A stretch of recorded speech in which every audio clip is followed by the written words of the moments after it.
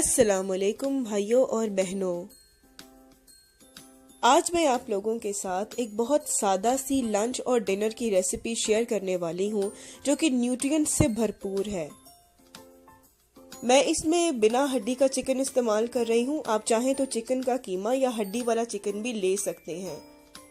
अगर आप इस रेसिपी के साथ कार्ब्स यानी रोटी वगैरह नहीं लेना चाहते तो आप चिकन की और सलाद की मिकदार बढ़ा दें।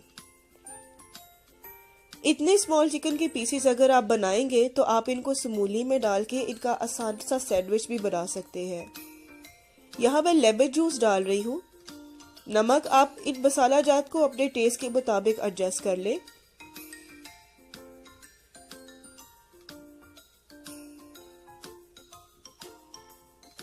ये मैं इसमें गरम मसाला डाल रही हूँ, साथ ही इसमें थोड़ा सा धनिया पाउडर और घर के बने हुए मसाले जिसमें अलसी और अजवाइन ऐसे मसाले मौजूद हैं। मैं इसमें थोड़ी सी शत्ता यानी कि हॉट सॉस डाल रही हूँ। आप चाहें तो चाट मसाला डाल लें। आप इसमें जैतून का तेल डाल के इसको अच्छे से मिक्स कर लें और इस चिकन को आप कई हफ्तों तक फ्रीज भी कर सकते हैं। जैतून का तेल आप तवे पे डालें।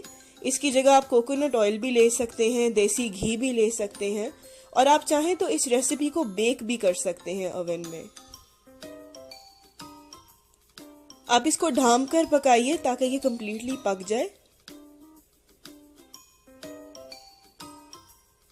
ये रेसिपी बहुत मज़ेदार होती है और ये पीसीओएस वाली औरतों के लिए बहुत फ़ायदेमंद है। अगर आप इंटरमिटेंट फास्टिंग कर रहे हैं तब भी आप इस रेसिपी को अपनी डाइट में ऐड करें और अगर आपको ज़्यादा भूख है तो इसकी क्वांटिटी ज़्यादा कर लें, अपने आप को भूखा ना रखें। इस वीडियो को लाइक करें। जज़ाकल्लाह फॉर वॉचिंग।